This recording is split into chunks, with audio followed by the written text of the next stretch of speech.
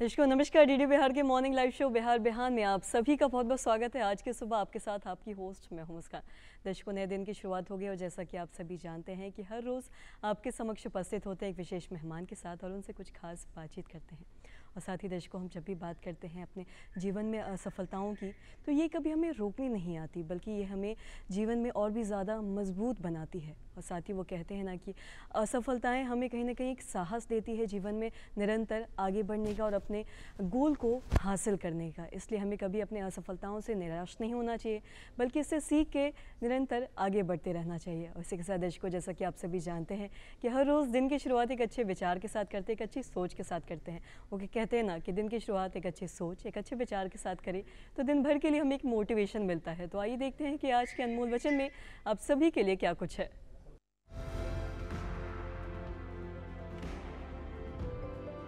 विज्ञान मानवता के लिए एक खूबसूरत तोहफा है, हमें इसे बिगाड़ना नहीं चाहिए। Doctor APJ Abdul Kalam.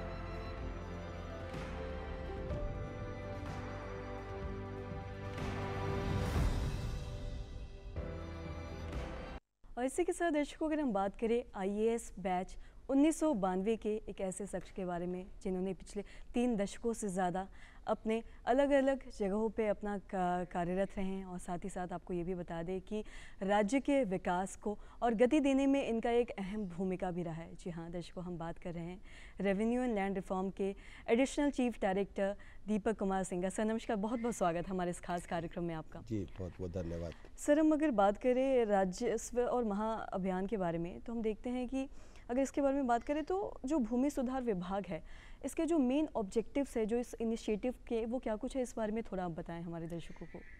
देखिए, राजस्व एवं भूमि सुधार विभाग राज्य के सभी रैयतों के जो ज़मीन के कागजात हैं उनके बारे में उनका लेखा जोखा रखना, यही राजस्व एवं भूमि सुधार विभाग का मुख्य काम है। हाल के वर्षों में हम लोगों ने सभी जितने भी कागजात थे ज़मीन के उन सभी को डिजिटाइज कर दिया है, जिससे पारदर्शिता बढ़ी है और सभी लोग की पहुंच हो गई है। वो अपने कागजात देखने के लिए किसी के ऊपर या किसी कार्यालय के ऊपर निर्भर नहीं है। लेकिन हम लोगों ने ये पाया कि अभी भी उन कागजातों में बहुत कमी है, बहुत सारी जानकारियां उन कागजातों में अभी नहीं है। ख़ास तौर पे जो ज़मीन के कागजात हैं उसमें प्लॉट वाइज एरिया यानी खेसरावार रकबा, इसकी एंट्री सब जगह पे नहीं है, या लगान की एंट्री नहीं है, या जो नाम है उनमें कुछ अशुद्धियां हैं, या अभी भी पूर्वजों के नाम से ही जमाबंदी चल रही है जबकि वो पूर्वज अब नहीं है और उनके वंशज अब उस ज़मीन पर खेती बाड़ी कर रहे हैं या उस पर घर बना कर रह रहे हैं। तो इन सभी चीज़ों के लिए विभाग में एक प्रक्रिया है दाखिल खारिज की और परिमार्जन की, लेकिन बहुत सारे लोग पहुंच नहीं पाते हैं कार्यालयों तक, या जो सीएससी के केंद्र हैं या साइबर कैफ़े हैं वहां तक नहीं पहुंच पाते हैं। तो इनको देखते हुए हम लोगों ने ये सोचा कि हम लोग सभी लोगों तक पहुंच के और उनकी जो वर्तमान समय में जो ज़मीन के कागजात हैं वो हम उन्हें उपलब्ध करा दें ताकि वो देख सकें कि उसमें क्या अशुद्धियां हैं, और फिर उसके बाद हम कैंप लगा के पंचायतवार, ताकि उन्हें पहुंचने में आसानी हो, उन्हें ज़्यादा दूर ट्रैवल नहीं करना पड़े और वो आके अपनी अशुद्धियों के सुधार के लिए या अपने पूर्वजों के नाम की जगह अपने नाम देने के लिए या बंटवारे के लिए वे जो है वो अपने आवेदन पत्र दे सके। यही इस राजस्व महाअभियान का जो 16 अगस्त से शुरू हुआ है और 20 सितंबर तक चलेगा, इसका मुख्य उद्देश्य है। जी, और साथ ही सर अगर हम बात करें भूमि संबंधी जो भी दस्तावेज है जिसमें भी अशुद्धियाँ हैं, इसको सुधारने के लिए क्या कुछ प्रयास किए जा रहे हैं? खासकर अगर हम बात करें ग्रामीण स्तर पर क्या कुछ इसको लेके जो अलग अलग जाके जगह पे इसको किस तरीके से इसको काम किया जा रहा है ताकि हर आमजन इस दस्तावेज़ों को जो भी अशुद्धियाँ हैं उसको ठीक कर सके? हम लोगों ने इस समय 16 अगस्त से लेकर हम लोगों के हर जितने भी राजस्व ग्राम हैं, रेवेन्यू विलेज, करीब बिहार में 45,000 राजस्व ग्राम हैं, वहाँ पे हमारी टीम जिस टीम में न केवल राजस्व विभाग के कर्मी हैं बल्कि उसके अलावा अन्य विभागों के भी, पंचायती राज विभाग, ग्रामीण विकास विभाग और इसके अलावा जो अनुसूचित जाति जनजाति कल्याण विभाग के जो विकास मित्र हैं, हमारे अमीन, ये सभी लोग वहाँ पर जा रहे हैं। वो घर घर जाके और उनके जो ज़मीन के कागजात हैं वो उन्हें दे रहे हैं। और ये जो हम कागजात दे रहे हैं वो इस तरह से डिज़ाइन किया गया है कि प्रत्येक जो एंट्री है उसमें, उस एंट्री के नीचे एक खाली जगह छोड़ी गई है, ताकि अगर उन्हें कुछ अशुद्धि लगती है या जो परिवर्तन वो चाहते हैं वो उसके नीचे लिख के और अपने कागजात लगा के जिस दिन भी उनके पंचायत का कैंप होगा उस कैंप में आकर वो आवेदन दे सकें। और ये जो पूरी जानकारी है कि किस गांव में कब बटेगा जमाबंदी का कागज़ और कब वहाँ पर कैंप लगेगा, ये सारी जानकारी माइक्रो प्लान बनाकर ये जो हमारा बिहार भूमि पोर्टल है उस पर जो राजस्व महाअभियान से संबंधित अलग से एक पोर्टल बनाया गया है, जो बिहार भूमि के माध्यम से ही आप पहुंच सकते हैं वहां पर, वो उस पोर्टल पर जाकर वो ये सारी जानकारी देख सकते हैं। जी, और साथ ही सर राजस्व एवं भूमि सुधार विभाग के अगर हम ये जो राजस्व अभियान को चलाया जा रहा है जिसका एक डिजिटल रिकॉर्ड भी रखा जा रहा है, जो कहीं ना कहीं एक अच्छा प्रयास भी है, और साथ ही साथ इससे आमजनों को क्या कुछ लाभ मिल रहा है, इस बारे में भी थोड़ा आप बताएं। जी, इससे बहुत ज़्यादा उनको लाभ मिलेगा, क्योंकि देखिए अब चूँकि हमारे सारे रिकॉर्ड्स डिजिटाइज्ड हैं, तो इसलिए रिकॉर्ड डिजिटाइज जब हैं तो उन रिकॉर्ड्स को डिजिटाइज होने पर किसी भी तरह का ट्रांजैक्शन अगर हम करते हैं, ज़मीन की खरीद बिक्री करते हैं, किसी को गिफ्ट करना चाहते हैं, या पूर्वजों की ज़मीन को अगर हम वंशजों के नाम ट्रांसफ़र कराना चाहते हैं, आपस में बंटवारा कराना चाहते हैं, तो उसके लिए ये ज़रूरी है कि जो हमारी ऑनलाइन जमाबंदी है उसमें सभी एंट्रीज सही हो। बिना उसके आपके पास ज़मीन रहते हुए भी आप ज़मीन का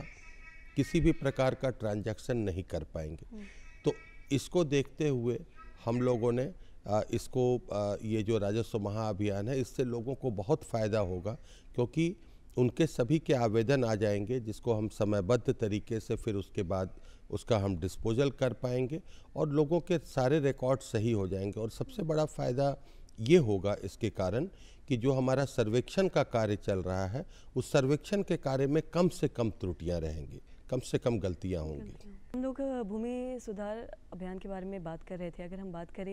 अगर बात करते भूमि का जो ऑनलाइन टैक्स वसूली है या ऑनलाइन दस्तावेज़ों को दाखिल खारिज है या फिर जो भी भूमि कब्जा प्रमाण पत्र है, ये कैसे कुछ प्रयास हैं जो कहीं ना कहीं बहुत अच्छे हैं, जो लोगों के लिए बहुत लाभुक इससे पा रहे हैं, लेकिन इसमें कहीं ना कहीं बहुत सारी कठिनाइयाँ भी देखी जा रही है। तो सर इन कठिनाइयों के बारे में क्या कुछ बताना चाहेंगे? देखिए, राजस्व एवं भूमि सुधार विभाग की जितनी भी सेवाएँ हैं अब सभी सेवाएँ ऑनलाइन हैं, यानी इसके लिए आपको किसी भी कार्यालय में जाके वहाँ पे कोई भी आवेदन पत्र देने की या किसी से मिल के कोई कागजात देने की आवश्यकता नहीं है। लेकिन बहुत सारे लोग अभी भी इन चीज़ों को नहीं जानते हैं या इसके कारण उन्हें कम जानकारी, उन्हें लगता है कि हमारे कागजात गलत हो जाएंगे, इसलिए वो किसी न किसी से संपर्क करते हैं, किसी मिडिल मैन से संपर्क करते हैं और इसका उन्हें नुकसान ये होता है कि वे लोग इसके लिए अनावश्यक राशि की वसूली उनसे कर लेते हैं। तो मैं ये चाहूँगा सभी लोगों से कि आप लोग इसकी सभी सेवाएं, चाहे आपको दाखिल खारिज कराना हो, आपको सुधार कराना हो, आपको भूमि कब्जा प्रमाण पत्र यानी LPC जिसको कहते हैं, या लगान आपको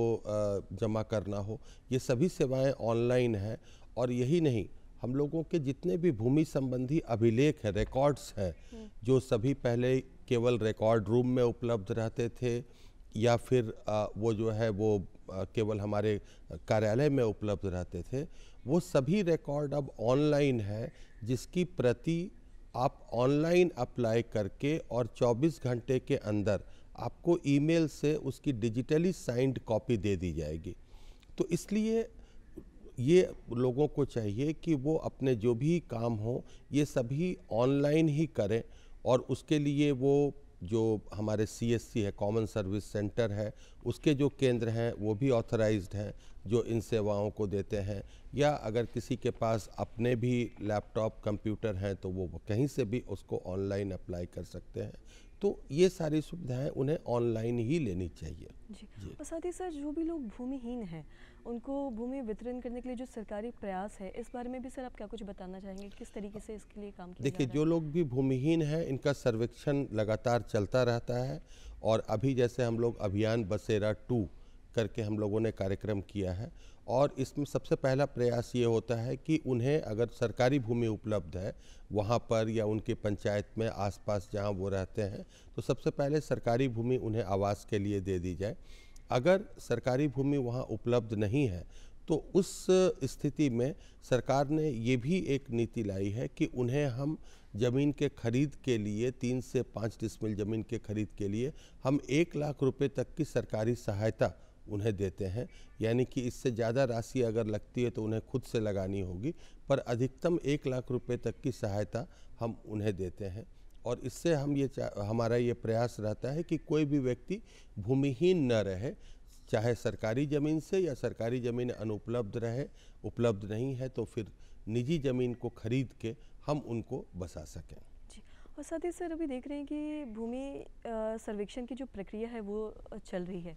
लेकिन साथ ही में कई बार ऐसा भी देखा जाता है कि बहुत सारे ऐसे लोग हैं जिनके पास जो कागजात हैं मतलब भूमि को लेके वो नहीं होते हैं कई बार, तो ऐसे में सरकार उनकी किस तरीके से मदद कर सकती है, इस बारे में भी थोड़ा बताएं। देखिए, हम लोगों ने इसके लिए बहुत सारे क्लैरिफिकेशन स्पष्टीकरण हम लोगों ने इशू किए हैं, जो हमारे सर्वे के जो हमारा पोर्टल है उस पोर्टल पर भी उपलब्ध है। लोगों के पास जो भी कागजात उपलब्ध है उनके अपने ज़मीन से संबंधित, या तो खतियान की प्रति हो, ज़मीन अगर उन्होंने खरीद की है तो डीड की प्रति हो, या फिर अगर उसको जो है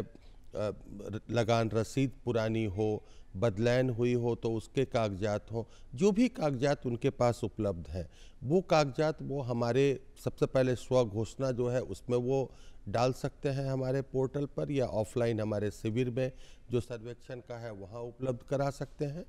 और उसके अलावा जब हमारी टीम किश्तवाड़ और खानापुरी के लिए गांव में जाएगी तो उस वक्त वो उन कागजातों को उन्हें उपलब्ध करा सकते हैं। और इसके अलावा जो स्थानीय जांच होती है उनकी जो ज़मीन है वो जब दिखाते हैं, उसके अगल बगल की चौहद्दी में जो किसान काम रैयत हैं, जो खेती कर रहे हैं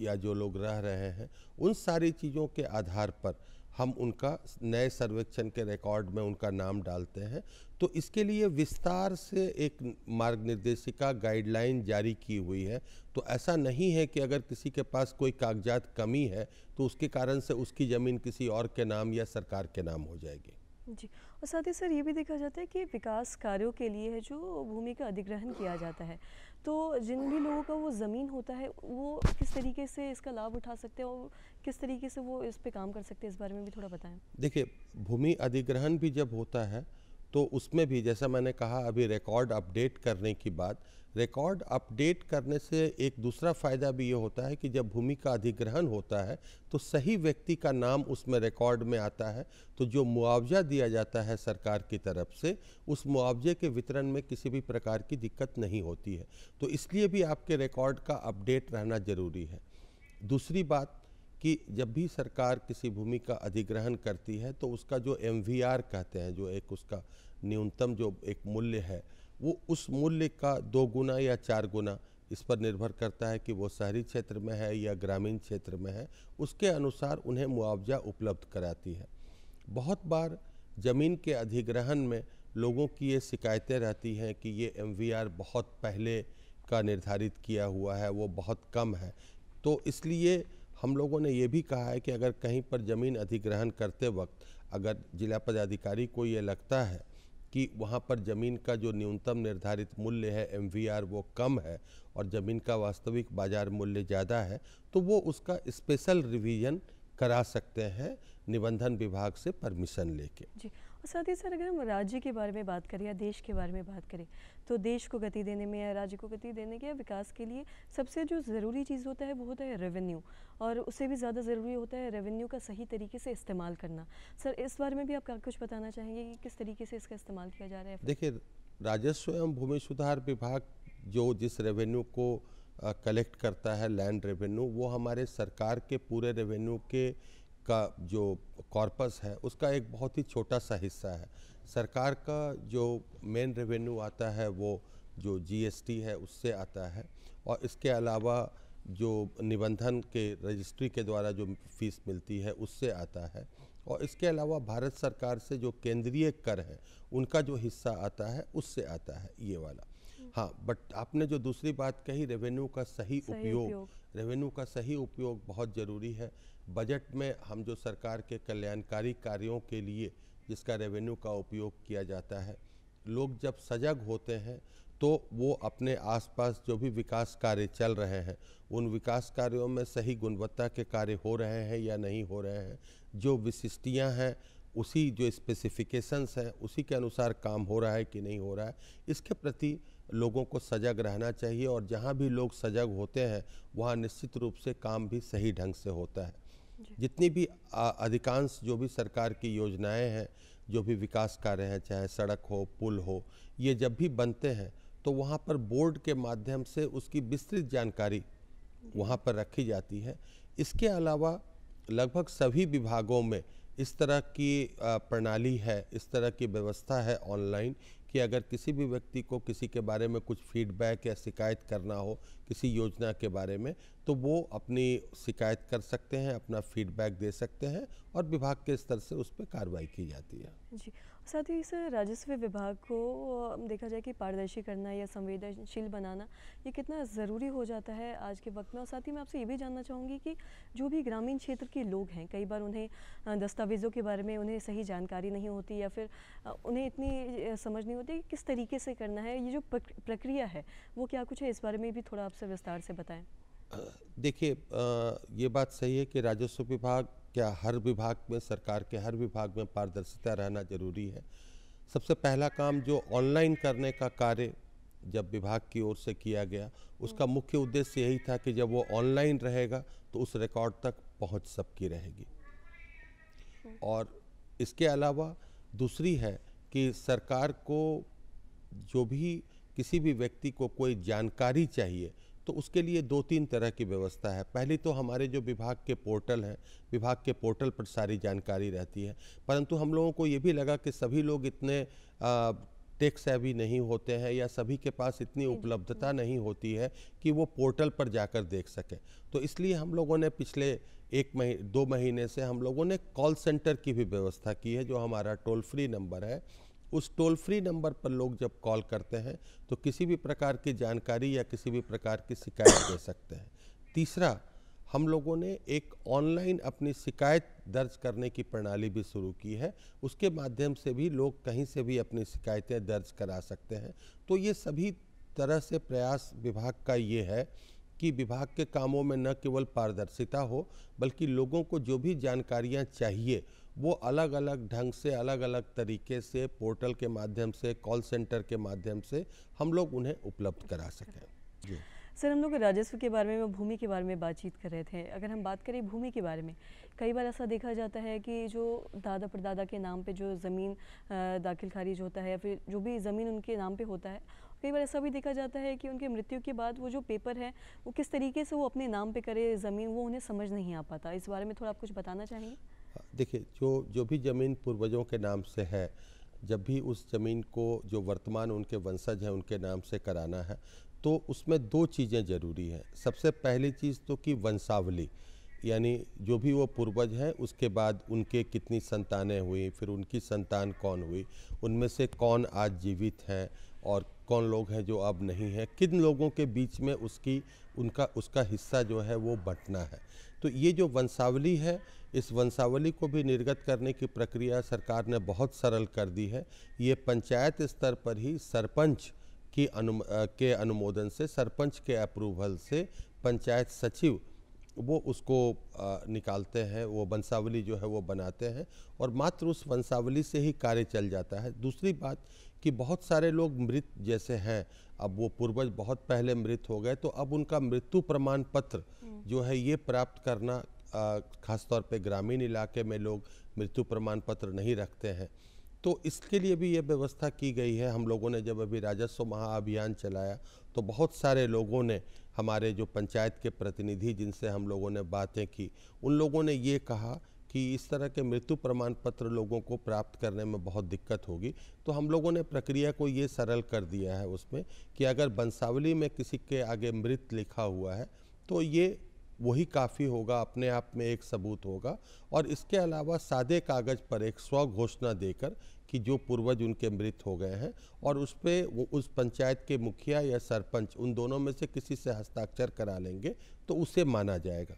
क्योंकि ये बहुत आवश्यक है कि जहाँ पर भी पूर्वज नहीं है वो उनकी ज़मीन उनके वंशजों के नाम हो जाए। जैसा मैंने पहले बताया था कि दो चीज़ें ज़रूरी होती है, पहली ये वंशावली, दूसरा जिसके कारण से अधिकांश मामलों में बंटवारा नहीं हो पाता या उत्तराधिकार दाखिल खारिज नहीं हो पाता है, उसकी वजह ये होती है कि जो उनके उत्तराधिकारी हैं उनके बीच में आपसी सहमति नहीं होना। तो बहुत बार जब आपसी सहमति नहीं होती है तो फिर सभी लोग उस पर हस्ताक्षर नहीं करते हैं, वो जो भी उनकी ज़मीन की पूरी है और किसके हिस्से में कौन सी ज़मीन जाएगी, तो ये परेशानी उत्पन्न होती है। हम लोगों ने ये प्रावधान किया है कि अगर जो भी उत्तराधिकारी हैं, अगर उनके नाम उनमें आपसी सहमति नहीं है कि बंटवारा कैसे होगा, तो जितने भी उत्तराधिकारी हैं उन सभी का नाम जमाबंदी में दर्ज कर ली जाए, और जब भी उनके बीच आपसी सहमति बन जाती है या कोर्ट में पार्टीशन सूट होता है तो वो जब उस कागजात जब भी देंगे तो सबके नाम से जमाबंदियां अलग अलग कर दी जाएंगी। जी। ये और साथ ही सर अगर हम बात करें रेवेन्यू केसेस के बारे में, तो इस बारे में भी आप क्या जानकारी देना हम चाहेंगे हमारे दर्शकों को, क्योंकि इस बारे में भी बहुत सारे लोग अवगत नहीं है इस चीज़ को लेके कि किस तरीके से इसकी देखिए, प्रक्रिया है। रेवेन्यू के जो भी केसेस होते हैं, जो कि हमारे राजस्व से संबंधित पदाधिकारी जिन केसेस का निष्पादन करते हैं, डिस्पोजल करते हैं, राजस्व के पदाधिकारी का अर्थ हुआ कि अंचल अधिकारी अंचल लेवल पे, फिर उसके बाद अनुमंडल स्तर पे भूमि सुधार उप समाहर्ता, जिला स्तर पे जो एडिशनल कलेक्टर होते हैं अपर समाहर्ता और कलेक्टर डीएम, और उसके बाद प्रमंडल स्तर पे डिविजनल कमिश्नर। ये सभी चीज़ों का, चाहे वो दाखिल खारिज हो, जैसे दाखिल खारिज होता है वो अंचल अधिकारी के यहाँ वो उसके लिए हम लोग अप्लाई करते हैं। अगर अंचल अधिकारी के निर्णय से हम संतुष्ट नहीं हैं तो उसकी अपील हम दायर करते हैं भूमि सुधार उप समाहर्ता के यहाँ, और अगर उससे संतुष्ट नहीं है तो हम उसका रिवीजन दायर करते हैं अपर समाहर्ता के यहाँ। इसी प्रकार से भूमि विवाद निराकरण अधिनियम BLDR एक्ट जो बिहार में नया बनाया गया, उस एक्ट के तहत अगर आपसी भूमि विवाद है कोई रैयतों का तो वो उसके लिए सीधे DCLR के यहाँ यानी भूमि सुधार उप समाहर्ता के न्यायालय में दायर कर सकते हैं। अब चूँकि ये वाद दायर करने में या केस दायर करने में किसी भी प्रकार की दिक्कत न हो और इसमें पारदर्शिता बनी रहे, इसके लिए अब हम लोगों ने अंचल अधिकारी से लेकर प्रमंडलीय आयुक्त तक के जितने भी ये रेवेन्यू कोर्ट हैं इन सभी को ऑनलाइन कर दिया है। अर्थात वहाँ पर आप केस जब दाखिल करते हैं तो वो भी ऑनलाइन होती है, हर बार जब उसकी डेट पड़ती है वो भी ऑनलाइन आप देख सकते हैं, और उसका जो ऑर्डर होता है उसके लिए भी आपको कहीं जाने की ज़रूरत नहीं है। उस ऑर्डर की कॉपी आपको ऑनलाइन जिस दिन डिस्पोजल होगा उस दिन आपको वो दिख जाएगा। और अब हम लोग बहुत जल्दी ही ये व्यवस्था भी करने जा रहे हैं कि दूर दराज के लोग अपने वाद की सुनवाई के लिए जो उनको जाना पड़ता है फिजिकली, वो ना जाना पड़े और वीडियो कॉन्फ्रेंसिंग के माध्यम से वो पार्टिसिपेट कर सकें अपने केसेस में। ये इसकी व्यवस्था भी हम लोग बहुत जल्दी करने जा रहे हैं। जी। और साथ ही सर थोड़ा आपके बारे में भी जानना चाहेंगे। हमने भूमि सुधार अभियान के बारे में भी जाना, किस तरीके से जो भी आमजन है वो इस सभी चीज़ों का लाभ उठा सकते हैं। साथ ही साथ सर हम आपके बारे में भी थोड़ा जानना चाहेंगे। आप जानते हैं कि पिछले 3 दशकों से ज़्यादा आप अलग अलग पदों पे आपने अपनी सेवा दी है। मैं आपसे आप जानना चाहूँगी कहाँ के आप मतलब रहने वाले हैं, कहाँ से ताल्लुक़ रखते हैं, ये जो प्रारंभिक जो शिक्षा दीक्षा है वो आपकी कहाँ से, थोड़ा अपने बारे में भी थोड़ा सर बताएं। देखिए, मैं रहने वाला बिहार का ही हूँ, बिहार के नवादा ज़िले से, परंतु मेरी प्रारंभिक शिक्षा दीक्षा, चूँकि मेरे पिताजी कार्यरत थे कोल फील्ड में, तो मेरी प्रारंभिक शिक्षा जो है वो बांग्ला माध्यम से और पश्चिमी बंगाल से हुई है। कक्षा 12वीं तक की पढ़ाई मैंने पश्चिम बंगाल से की थी। फिर उसके बाद मैंने ग्रेजुएशन और पोस्ट ग्रेजुएशन BA और MA मैंने इलाहाबाद विश्वविद्यालय से किया है। BSc मैंने किया था साइंस में, और फिर MA पॉलिटिकल साइंस में। फिर उसके बाद मैंने JNU से इंटरनेशनल रिलेशंस में मैंने MPhil किया है, और उसके बाद वर्ष 1992 में मैं सेवा मैंने ज्वाइन की, भारतीय प्रशासनिक सेवा। उस समय बिहार और झारखंड एक ही था, तो मेरी जो प्रारंभिक ट्रेनिंग हुई थी, जो फर्स्ट 2 इयर्स में जो ट्रेनिंग होती है वो धनबाद ज़िले में हुई थी, जो अब झारखंड में चला गया है।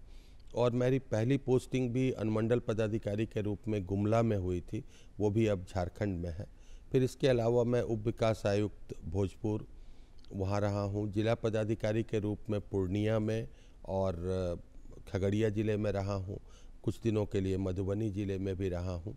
इसके अलावा अगर सचिवालय स्तर पर देखा जाए तो मेरी पोस्टिंग आईजी प्रिजन के रूप में रही है, कारा महानिरीक्षक के रूप में। बिहार राज्य विद्युत बोर्ड, उस समय जब बिजली के ये जनरेशन, ट्रांसमिशन और ये अलग अलग नहीं थे और एक ही बोर्ड हुआ करता था, तो उस समय secretary Bihar state electricity board के रूप में भी मैंने काम किया है यहाँ पे। फिर 2005 से लेकर 2011 तक मैं भारत सरकार में डेपुटेशन पे रहा, वित्त मंत्रालय में। 2011 के बाद जब मैं वापस बिहार लौटा, फिर उसके बाद मैं वन एवं पर्यावरण विभाग में सचिव के रूप में 2 अलग अलग टर्म में लगभग 6 वर्षों तक मैं वहाँ रहा हूँ।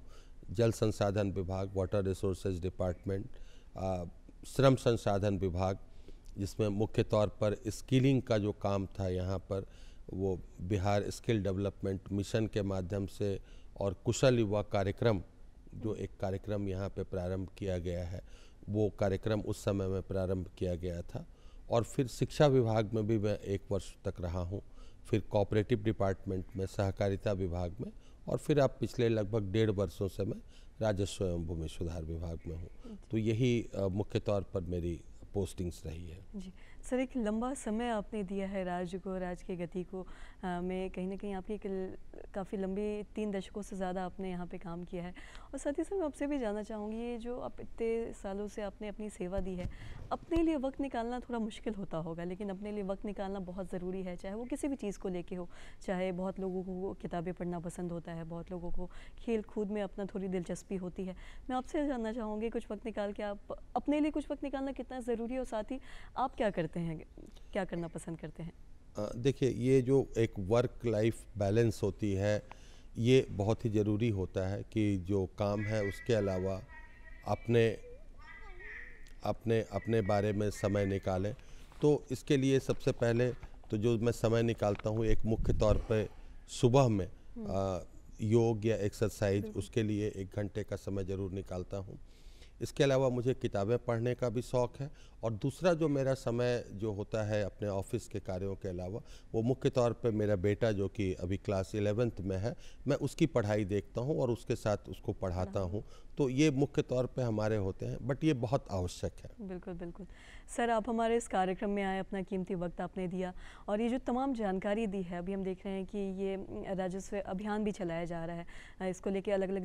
जगह पे जाके जानकारी भी दिया जाए, जिसके लिए अलग अलग प्रयास भी किए जा रहे हैं। इसकी जो आपने जानकारी दी, कहने के जो भी आम जन है, जो भी व्यूवर्स है, उसके लिए बहुत ही ज़्यादा महत्वपूर्ण रही होगी। सर, आप हमारे कार्यक्रम में आए, हम अपना कीमती वक्त दिया, इसके लिए सर आपका तहे दिल से शुक्रिया जी, बहुत बहुत धन्यवाद।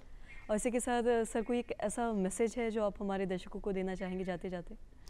देखिए, मैं सब यही कहना चाहूँगा कि सभी लोगों को अपने अधिकारों के प्रति सजग रहना चाहिए, और आप पढ़े लिखे हों या नहीं हों, उससे अंतर नहीं पड़ता है, लेकिन जो भी प्रक्रिया है कार्यालय की, उसके बारे में और अपने अधिकारों के प्रति अगर आप सजग रहेंगे, तो फिर आप मिडिल मैन के, इन बिचौलियों के चंगुल से और अनावश्यक जो एक्सप्लॉयटेशन होता है, लोग आपसे अनावश्यक रूप से जो राशि वसूल कर लेते हैं, उससे आप ज़रूर बचे रहेंगे। तो मैं ये चाहूँगा, और युवा पीढ़ी को भी मैं चाहूँगा, कि आप लोग भी अपना ज्ञान इस बारे में ज़रूर रखें और किसी दूसरे को ब्लाइंडली फॉलो नहीं करें। जी सर, बहुत बहुत शुक्रिया हमारे इस कार्यक्रम में आने के लिए और कीमती वक्त देने के लिए अपना। जी धन्यवाद। और इसी के साथ दर्शकों, जैसा कि आप सभी जानते हैं कि जाने से पहले हम आपसे रिक्वेस्ट करते हैं, ये गुजारिश करते हैं कि आप हमें खत भेजें, जिससे हम ये जान सकें कि आपको आज का ये हमारा कार्यक्रम कैसा लगा। तो दर्शकों, फटाफट उठाए पेन कॉपी और नोट करें हमारा पता है कार्यक्रम बिहार बिहार, निदेशक टीडी बिहार, दूरदर्शन केंद्र पटना, फ्रेजर रोड। साथ ही हमारा पिन कोड है 8000001, हमारा ईमेल आईडी है director@ddkpatna@gmail.com। ऐसे के साथ दर्शकों, मुझे और मेरी पूरी टीम को दीजिए इजाज़त। अगले दिन मिलेंगे एक नए मेहमान के साथ, एक नए विषय के साथ। फिर तब तक मुझे और मेरी पूरी टीम को दीजिए इजाज़त। नमस्कार।